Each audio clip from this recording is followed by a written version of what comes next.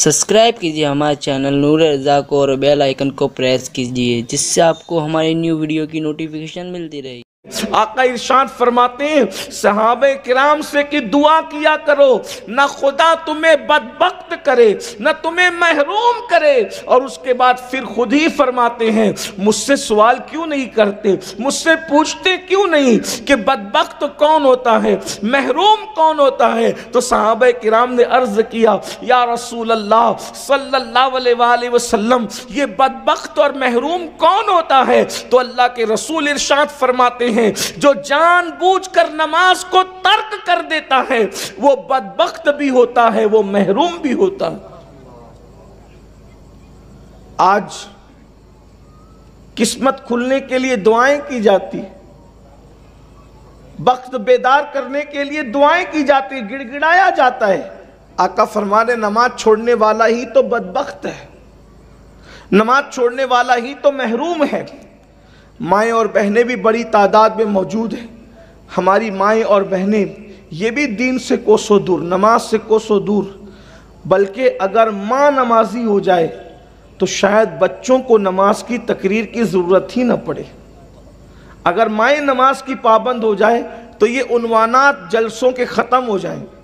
جب ماں نمازی ہوگی تو کسی بچے کے لیے نماز پر تقریر کرنے کی ضرورت ہی نہیں پڑے گی۔ پہلی بات تو مسلمانوں کے جلسے میں یہ عنوان کہ نماز پڑھو، یہ بھی حیرت کی بات ہے، اس لیے کہ جو مسلمان ہوگا وہ نمازی ہوگا۔ بھائی کچھ نہ کچھ کسی نہ کسی قوم کا ممبر بننے کے لیے کوئی نہ کوئی تو شرط ہوتی ہے۔ مجھے حیرت ہے کہ آدمی اگر کوئی چھوٹی سی کلب، چھوٹی سی تنظیم، چھوٹی سی تحریک کا بھی حصہ بنے تو اس کے لیے بھی تو کوئی شرط ہوتی ہے، لیکن یہ قوم کو ہو کیا گیا ہے کہ مسلمان ہونے کے لیے ان کے لیے کچھ بھی ضروری نہیں ہے۔ جمعہ پڑھو نہ پڑھو مسلمان رہیں گے، داڑھی رکھو نہ رکھو مسلمان رہیں گے، حلال کھاؤ حرام کھاؤ مسلمان رہیں گے، جھوٹ بولو نہ بولو، سچ بولو جھوٹ بولو، جو چاہے کرنا ہے کرو مسلمان رہیں گے، عورتوں پر پاپ کی نظریں ڈالو یا نیچی نظریں رکھو مسلمان رہیں گے، جو چاہو کر لو مسلمان رہیں گے۔ مسلمانیت کسی طرح سے آپ کی ختم نہیں ہوگی، یہ حال ہے۔ آپ غور فرمائیں، کم سے کم اتنا تو سوچ لیا ہوتا کہ انسان کوئی چھوٹے موٹے ادارے سے جڑتا ہے اس کے لیے بھی کچھ شرائط ہوتی ہے کہ یہ کرو گے تو ہی ہمارے ادارے سے جڑو گے۔ آپ کو کیا کبھی احساس نہیں ہوتا آخر ہم نے اسلام پر کتنا عمل کیا اور کیا عمل کیا، اور ہم نے کلمے کے تقاضے کو کتنا پورا کیا؟ کیا اللہ کے رسول صلی اللہ علیہ وآلہ وسلم کا یہ فرمان ہمارے کانوں سے نہیں ٹکرایا؟ من ترک الصلاۃ متعمدا فقد کفر، کہ جس نے جان بوجھ کے نماز چھوڑ دیا وہ کفر کی حد تک پہنچ گیا۔ اللہ کے رسول صلی اللہ علیہ وآلہ وسلم فرمانے جس نے نماز جان بوجھ کے چھوڑ دیا اس نے کافروں جیسا کام کیا، کفر کی حد تک وہ پہنچ گیا۔ حنفی ہونے کے اعتبار سے ہم بے نمازی کو ڈائریکٹ کافر تو نہیں کہتے اور نہ ہی ہم کہہ سکتے ہیں،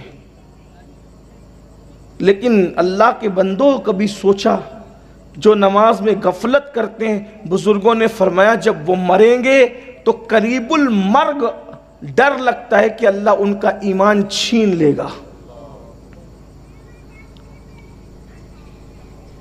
اور ایک وقت کی نماز کے لیے صرف 10 منٹ کا ٹائم لگتا ہے، 10 منٹ سے زیادہ کا ٹائم نہیں لگتا نماز کے لیے۔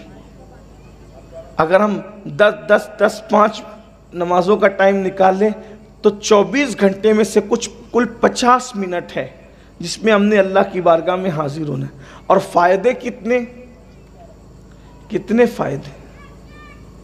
اللہ اکبر!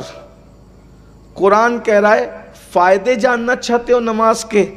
قد افلح من تزکا وذکر اسم ربہ فصلی، وہ لوگ کامیاب ہو گئے جنہوں نے اپنے من کو پاک کیا، اللہ کا ذکر کیا اور نمازی بن گئے۔ یعنی دنیا کی بھی کامیابی ہے، آخرت کی بھی کامیابی ہے۔ اور بڑی بات یہ تو کامیابی تو ہے ہی ہے، آج گناہ سے ہر انسان چھٹکارا چاہتا ہے قرآن کہتا ہے ان الصلاۃ تنہا عن الفحشاء والمنکر، کہ بے شک نماز ہر برائی اور بے حیائی سے روک لیتی. اور اگر نماز نہ پڑھو تو اللہ کے رسول صلی اللہ علیہ وآلہ وسلم ارشاد فرماتے ہیں جو نماز چھوڑ دے. اس روایت پر تھوڑی توجہ کریں آپ، ویسے تو آپ بہت توجہ سے سن رہے ہیں ماشاءاللہ، اللہ آپ کو جزائے خیر دے، لیکن اس پر تھوڑا غور کر لیں. اللہ کے رسول صلی اللہ علیہ وآلہ وسلم فرماتے ہیں جس نے جان بوجھ کر نماز چھوڑ دیا اللہ اس کو اپنی امان سے باہر کر دیتا. یعنی اب اس کے ساتھ اللہ کی پناہ، اللہ کی امان کی چادر اس کے سر پہ نہ رہے گی. اللہ رب العزت نے اپنی امان سے اس کو باہر کر دیا. یعنی اللہ پاک کتنا ناراض ہے بے نمازی سے کہ اللہ اپنی امان کی چادر اس سے ہٹا لیتا ہے.